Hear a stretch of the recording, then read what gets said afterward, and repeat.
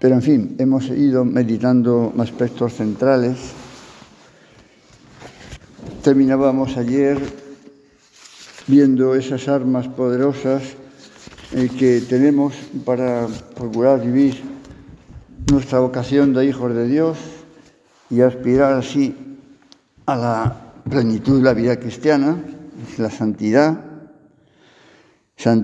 que no nos debe de asustar esa palabra tan alta para nosotros pobres pecadores, pero que podemos ser transformados por esa gracia abundante de Dios en la Santa Misa, en la comunión, en la oración, en el espíritu de penitencia, esos grandes medios que Dios nos ha dado para, a pesar de los pesares, conseguir llegar a la meta para la cual hemos venido al mundo. Pero no nos vamos a salvar solos, no vamos a conseguir identificarnos con el Señor al margen de lo que podamos hacer con los demás, con los que convivimos, con los que trabajamos. Y por eso el Señor nos va a decir claramente, para que no nos confundamos, para que no haya dudas, cuál debe ser la señal distintiva, especial, que caracterice a los hijos de Dios, que caracterice a los que siguen a Jesucristo, a los que se quieren parecer a Él. Y recordáis aquellas palabras de nuestro Señor: un mandamiento nuevo os doy, que os améis unos a otros. Como yo os he amado, amaos también unos a otros. En esto conocerán que sois mis discípulos, si os tenéis amor unos a otros. Pues nos podría a lo mejor sorprender un poco que el Señor diga un mandamiento nuevo, porque el mandamiento del amor está evidentemente, ¿no?, en el Antiguo Testamento también, está por supuesto en la ley de Moisés. Entonces, ¿por qué el Señor puede decir, y Él no se va a equivocar, desde luego, ¿por qué puede decirnos que es un mandamiento nuevo? Pues podríamos suponer que se debe a que ese modo de amarnos unos a otros ya no es pues en una especie de correspondencia. Tú me amas y yo correspondo amándote. Tú no me amas y yo a ti tampoco. Tú me caes bien y yo también hago lo posible para caerte bien. Pero si no, pues no. No es un te doy para que me des o me das para que yo te dé. No. Que os améis unos a otros como yo os he amado. Y el Señor nos ama hasta el final, nos ama incondicionalmente, nos ama aunque nosotros no le amemos. Esta es la gran diferencia. No es simplemente un amor humano de amistad, que está bien, por supuesto, pero que podría tener esa limitación. No ser capaz de sobrepasar, diríamos, la mayor o menor indiferencia que pueda tener el otro hacia mí. El Señor nos ha amado hasta dar la vida por nosotros. El Señor nos dice, no hay una mayor muestra, dice también San Juan, una mayor muestra de amor que el que da la vida por sus amigos, Pero aún se podría decir, Hay un amor aún más grande que el de dar la vida por los amigos, que es, como hizo el Señor, dar la vida también por sus enemigos. Eso solamente lo hace el Señor y eso tenemos que hacerlo los que queramos seguirle. Señor, podríamos decir, al pensar en estas cosas, nos damos cuenta de que es muy difícil vivir esa actitud hacia los demás, tal y como tú nos pides. En esto conocerán que sois mis discípulos. El amor real, auténtico, que es mucho más que el respeto a la persona, es mucho más que el respeto, aunque el respeto evidentemente sea uno de los elementos o rasgos imprescindibles, ¿no?, del amor, ¿no? Pero el amor es mucho más. Es claramente un distintivo de los cristianos. Es lo que Dios quiere que se viva en el mundo y vemos a nuestro mundo. Con qué facilidad, pues, iba a decir, nos odiamos incluso. Con qué facilidad, Señor. Tenemos mucho que hacer. Cada uno de nosotros tenemos que pensar, Señor, tienes que agrandarme el corazón, tienes que agrandarme el corazón. No es algo que dependa ya solo de mis fuerzas. Tiene que ser algo que tú me vayas transformando por dentro. Vemos que tanta gente también a lo largo de los tiempos, es decir, los santos, en definitiva los santos han vivido este modo de amar. Los mártires no han muerto odiando a los que les martirizaban. A lo largo de los siglos, desde cualquier época de la historia, desde los primeros mártires o protomártires romanos hasta los mártires de nuestros días, perdonando a los que les mataban, pidiendo al Señor para que les convirtiera, no dejándose llevar del más mínimo sentimiento de odio. Señor, qué cosa tan grande, ¿no? Bueno, pues esa es la meta, ¿no? Esa es la meta. En fin, que tenemos que ver cómo avanzar, cómo mejorar, incluso entre los que tengamos más cerca, iba a decir, hasta en nuestra propia casa, si te descuidas, ¿no? Por supuesto, con vecinos, amigas, compañeras de trabajo, etcétera, ¿no?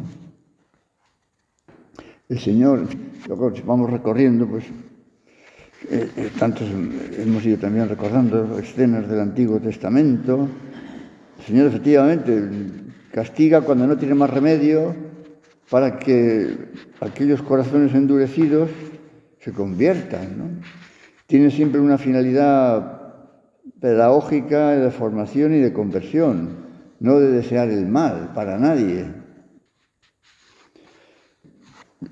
Y aún así, muchas veces, como si el Señor se hiciera, por así decir, violencia a sí mismo, ¿no?, para que en él domine el perdón por encima del repudio. Por ejemplo, leemos en algunos de los profetas, el profeta Oseas, describiendo una de esas situaciones de infidelidad del pueblo de Israel. Dios debería juzgarlo y repudiarlo, pero precisamente en eso se revela que Dios es Dios y no un hombre. Y dice Dios a través del profeta, ¿no? ¿Cómo voy a dejarte, Efraín? ¿Cómo voy a entregarte, Israel? Se me revuelve el corazón, se me conmueven las entrañas. No cederé al ardor de mi cólera. No volveré a destruir a Efraín, que yo soy Dios y no hombre, santo en medio de ti. Comentaba el Papa Benedicto XVI en la primera de sus encíclicas, esa gran encíclica sobre la caridad.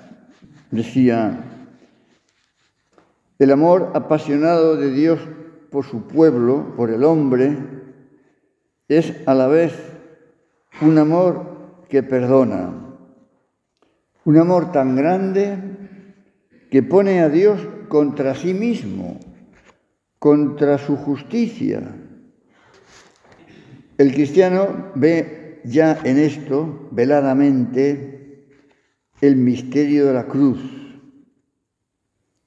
Dios ama tanto al hombre que, haciéndose hombre él mismo, lo acompaña incluso en la muerte y de este modo reconcilia la justicia y el amor. Dios nos ha acompañado en la muerte para hacer así reconciliar la justicia y el amor. En su muerte en la cruz se realiza ese ponerse Dios contra sí mismo, como estamos diciendo. Hay una frase muy ilustrativa, muy gráfica, ¿no? También con pocas palabras, como hemos dicho ya algunas veces, estos ejemplos del cura de Ars, de Santa Teresa, etcétera, como en muy pocas palabras dicen algo clarísimo, importantísimo. Aquí ahora la Madre Teresa de Calcuta, hablando de este amor que debemos tener a los demás, decía: hay que amar hasta que duela. Amar hasta que duela. Como diciendo, un esfuerzo grande hemos de tener, aunque nos supusiera un dolor. Pero bueno, no se le refiere solo a... No sé. Creo que también habría que entenderlo hasta que duela, en el sentido de dolernos por las mismas cosas por las que puedan sufrir los demás. Sufrir con los demás. Lo que haga sufrir a los demás nos tiene que hacer sufrir a nosotros.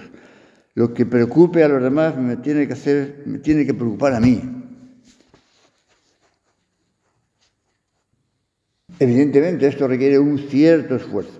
Sí, y luego toda la gracia de Dios, que nos purifique, que nos agrande el corazón, que nos haga darnos cuenta de cómo Dios a mí me ama, a mí me perdona, y por tanto yo no puedo de ninguna manera tener un juicio severo que me impida tener una actitud acogedora.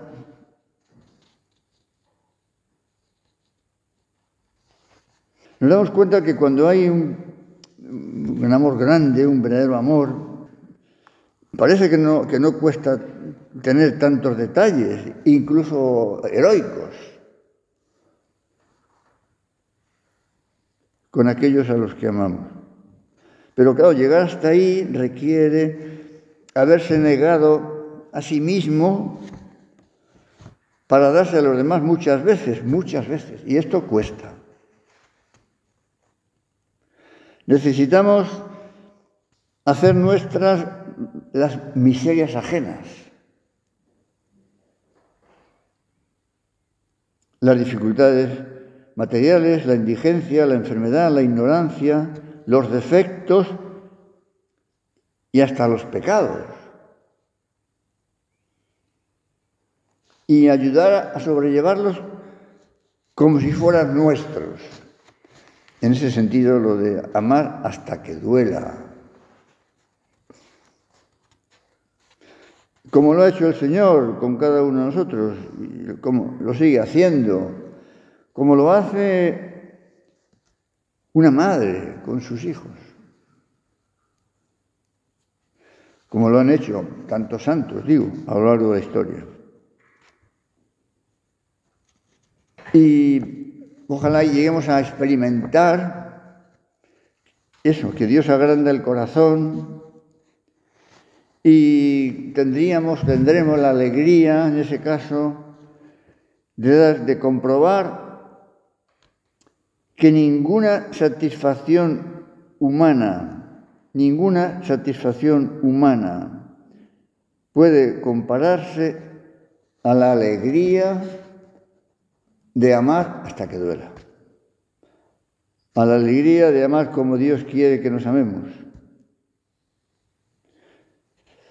No hay ninguna satisfacción humana que se pueda comparar. Bien, esto no, claro, sabemos que no es una teoría, sabemos que es una realidad, pero difícil, pero posible, claro, porque Dios no nos va a pedir cosas imposibles. Así superaremos el peligro de la indiferencia, porque dejarse llevar de rencores, de odios, hombre, puede ser, pero en fin, una persona que procura seguir al Señor, pues no será lo más frecuente, desde luego, que se deje llevar de esos sentimientos tan negativos.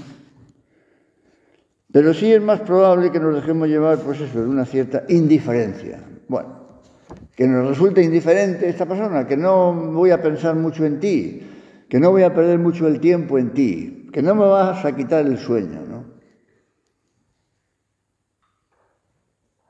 La indiferencia, podemos decir que es, comentaba el Papa Francisco, ¿no?, que es la actitud de quien cierra el corazón para no tomar en consideración a otros. El que cierra los ojos para no ver lo que nos rodea, para no ser afectados, tocados por los problemas de los demás. Bueno, yo ya tengo bastantes problemas, no voy a dedicarme a pensar en los tuyos.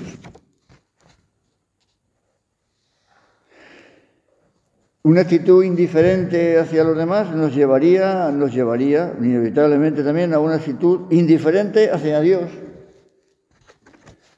porque no podemos separar a Dios del prójimo. Como él mismo nos dice, él se identifica con los que sufren, con los abandonados, con los enfermos, con los perseguidos. Como le dijo el Señor a Pablo, a Saulo, camino de Damasco: Saulo, Saulo, ¿por qué me persigues? Se identifica al Señor con sus hijos, los cristianos. Esa indiferencia que con la gracia de Dios, por supuesto, hemos de evitar. Y todo esto también nos lleva, pues, a recordar, aunque sea muy brevemente, ese amor intenso, pues tiene que ser, evidentemente, no puede ser de otra manera, un amor misericordioso.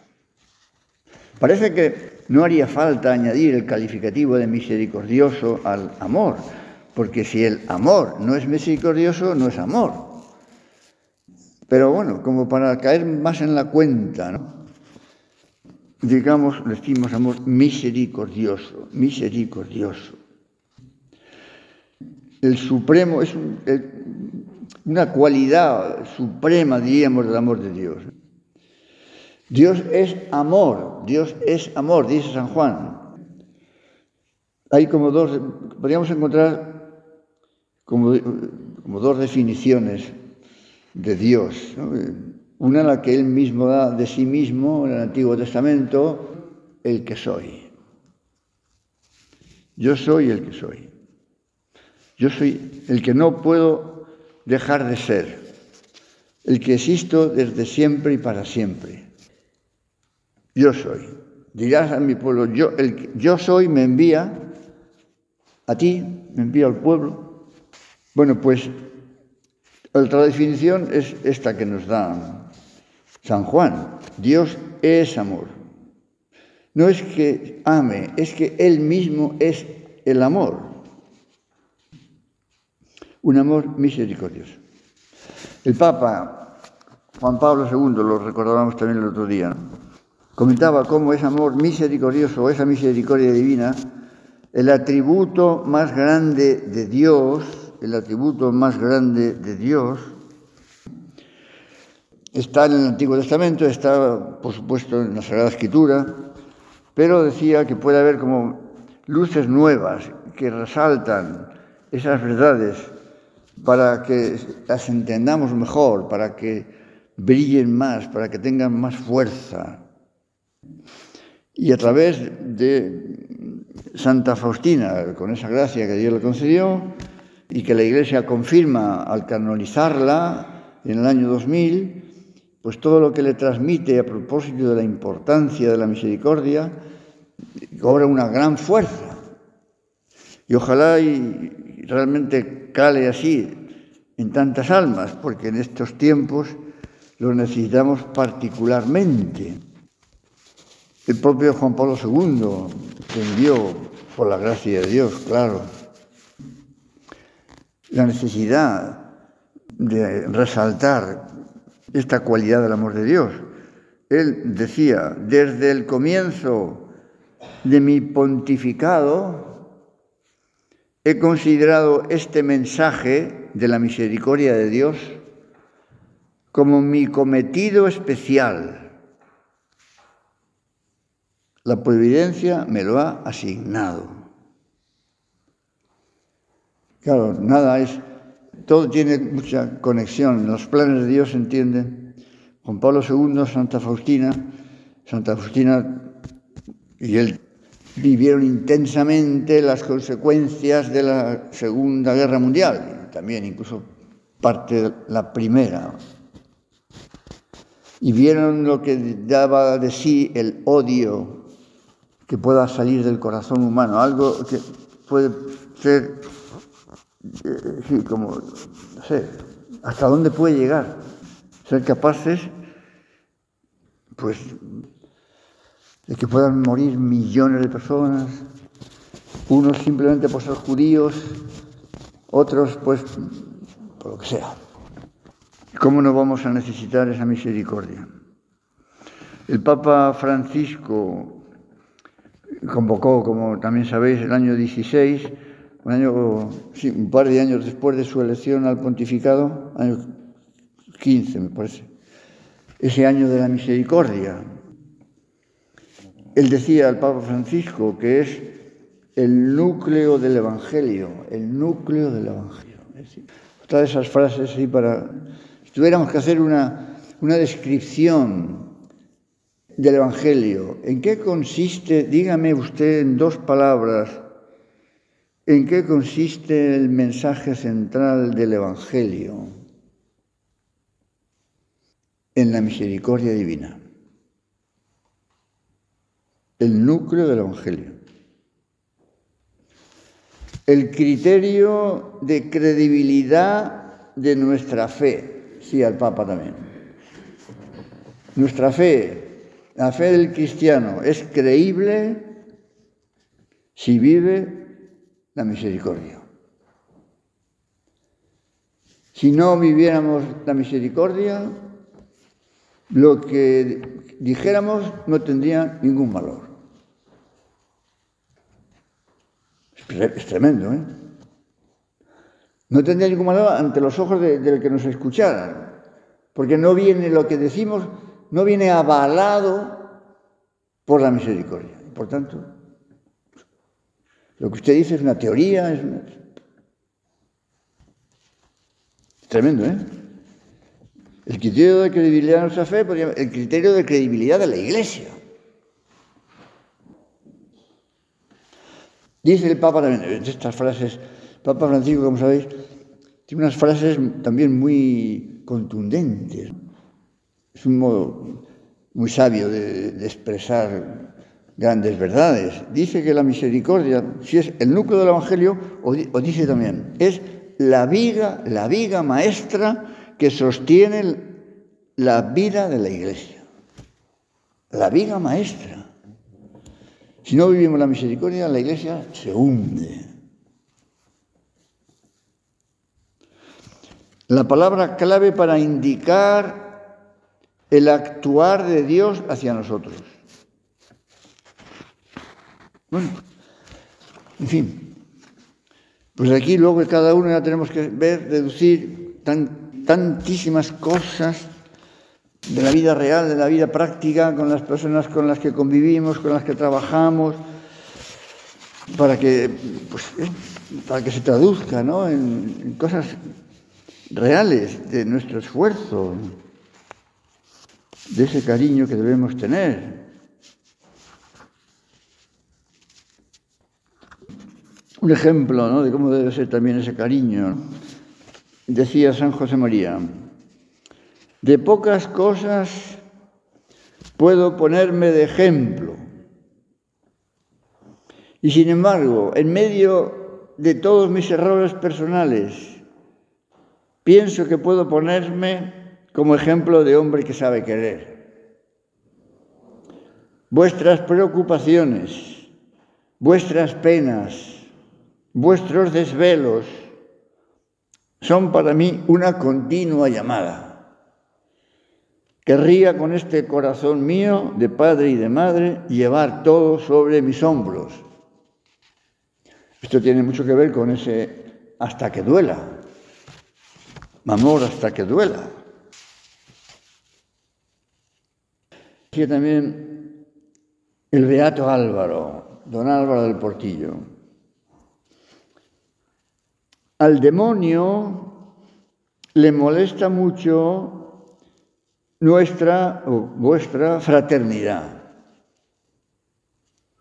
Por eso procura sembrar cizaña en medio del trigo y que haya indiferencia, que haya tiquismiquis, que haya una actitud crítica. Le molesta mucho la fraternidad, el demonio, por supuesto, la unión de los cristianos, claro que le molesta mucho. Y procura sembrar cizaña. Y añade, sigue don Álvaro: ¿queréis conocer el síntoma claro para distinguir esa mala hierba? La falta de unión con los demás. Si algún detalle de vuestros hermanos os molesta hasta el punto de sentiros como apartados de ellos, ese sentimiento sería fruto de la cizaña y habría que arrancarlo del corazón sin contemplaciones. Amor hasta que duela. Pues vamos a pedirle al Señor hacer un poco de examen, ¿no?, y ver cómo podemos mejorar en estas cosas tan importantes, tan de la vida real, porque es una muestra necesaria del amor a Dios. Y ahí podríamos meter, pues claro, lógicamente, todo el deseo de acercar las almas a Dios, como una señal imprescindible del amor y de la caridad, con toda la paciencia que haga falta y toda la comprensión, pero el desear acercar las almas a Dios. Y como no hay nada que arrastre tanto como el cariño, otra de esas frases, no hay nada que arrastre tanto como el cariño, pues a veces esas personas que están muy alejadas de Dios, más que porque les digamos muchas cosas bien dichas de la Escritura, etc., pues a lo mejor acaban ablandando el corazón al ver cómo se les quiere. Eso puede ser perfectamente. De modo que nada se pierde de todo lo que hagamos por el Señor. Que veamos cómo podemos mejorar con la ayuda del Señor, con la intercesión poderosa de nuestra Madre la Virgen, en esta virtud tan esencial de la vida cristiana. Te doy gracias, Dios mío, por los buenos propósitos, afectos e inspiraciones que me has comunicado en esta meditación. Te pido ayuda para